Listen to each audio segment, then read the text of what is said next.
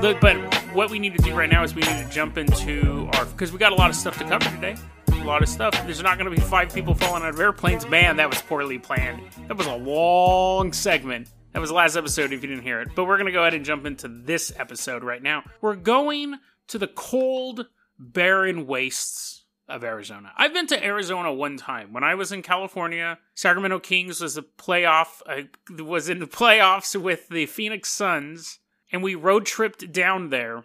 In our short stay, we were there for maybe 2 days. I incited a riot outside of the Phoenix Stadium. I incited a riot inside the Phoenix Stadium. We had to get escorted out by security. They watched us leave. They watched us. The game was over, so it didn't matter. I got super, super drunk, and we just drove around picking up chicks. Well, let me back up. Trying to pick up chicks. But for the podcast, 2 weird things happened. One, I got a soda from a gas station called Love's, which is a gas station chain, I guess somewhere in the Southwest. I ordered a soda with ice. The ice, this is so bizarre. The ice was warm to the touch. The cup was full of ice. And the soda itself was room temperature. And the ice failed to make it any cooler. Even when you put the ice in your mouth, the ice felt like it was like 80 degrees. It was super bizarre. And I had stayed up for probably 20 hours straight, maybe a little more. On the way back, my buddies said, hey, why don't you drive? Terrible idea.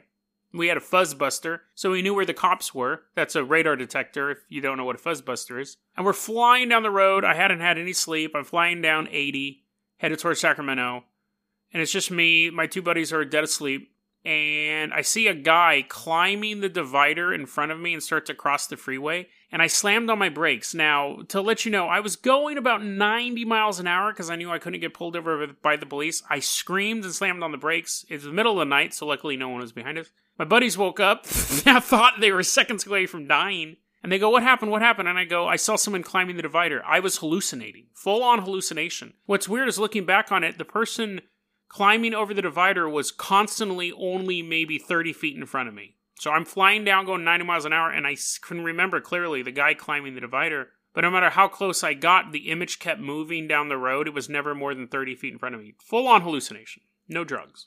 Super bizarre. Well, sleep deprivation. Okay, so that's my experience with Arizona. Let's talk about some legit spooky experiences in Arizona, though. What we're going to talk about here. So we're going to talk about 2 creatures, maybe cryptids, that stalk the Arizona desert. First off, we're going back in time to prospector days, where they're looking for gold. You got a guy with a pan and a dream and a little bit of greed, and he's like, you know what, I'm going to go find some gold. I got my donkeys, and I'm going to go find some gold. Now this guy, we're in Arizona.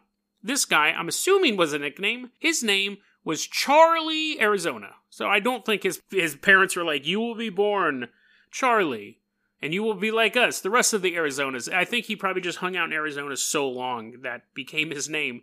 He's out there, he's doing gold panning stuff. This is back in like the 1800s. I didn't write down the dates, so you just have to deal with it.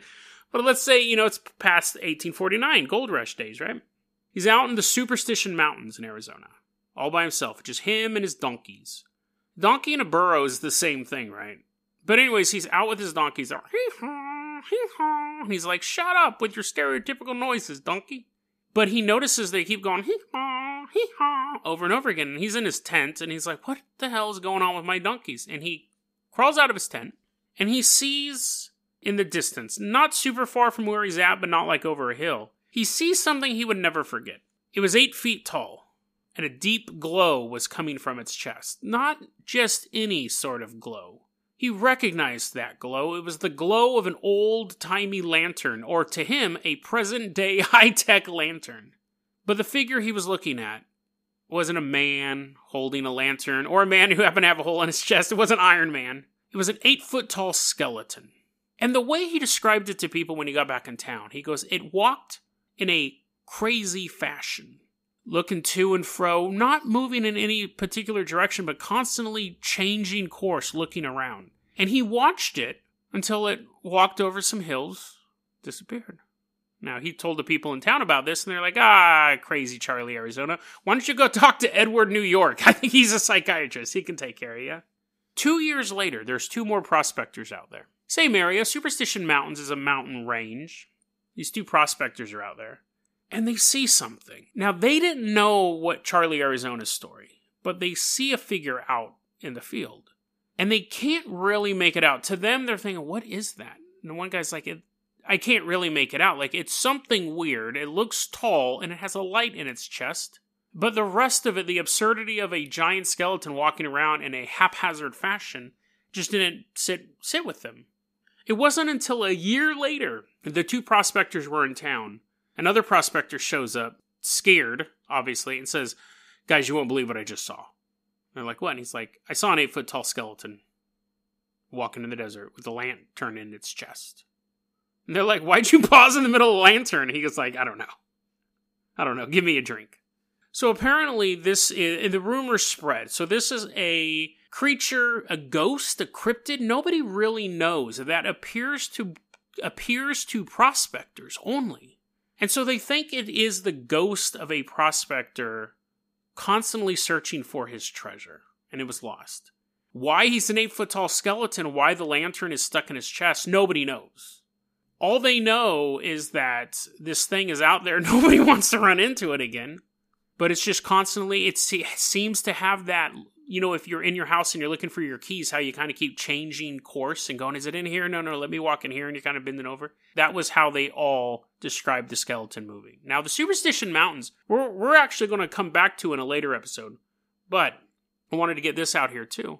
The Native Americans in the area are like, oh yeah, those mountains are totally spooky. That doesn't surprise me that you saw a skeleton walking around. I didn't see it because I'm not a prospector, but my ancestors saw something even worse there, and the prospectors are like, what the hell? Like, what wrong with these mountains? And the Native American guy goes, the legends are this, that there are, this is going to throw off your UFO vibe, there are human-sized reptiles with 2 arms and 2 legs that come out of the mountains. And you can see UFOologists going, really? But then they also have bat wings and a tail. So, I mean, they're not necessarily like reptilians, like alien-wise. But the Native Americans are like, yeah, there's a race of humanoid reptiles that live there with bat wings and tails. And the tricky thing is they're shapeshifters. So they can really appear however they want. But the last note I have about this, the article I was reading about the 8-foot-tall skeleton and the reptilians with wings, is it says, hikers often go missing in the area. I don't know if that's true. You couldn't give me any names or any actual people who went missing. And if they did, it is the wilderness, it is mountains, it is Arizona, where riots start for no reason. I had nothing to do with those 2 riots, even though I originally said I did. But who knows? The Native Americans would know the area very well. They'd been there for a long time. The prospectors who go out there by themselves or in small groups may be more likely to see these type of things as well, the skeleton. It's possible, too, that it is some sort of interdimensional vortex. You kind of see what you want to see. Native Americans would see an adversarial force because they consider the land cursed, while a prospector may see a vision of their future, of the doomed prospector to constantly wander the wilderness looking for treasure. So it could be something like that reads off their emotions. That was a clip from our daily podcast, Dead Rabbit Radio. Dead Rabbit Radio is available anywhere that you listen to podcasts. It's daily paranormal, conspiracy, and true crime news. If you want to hear the full episode that this clip came from, check the link below. Please like and subscribe. And hit that little bell, too. That does some magical stuff. Thanks, guys.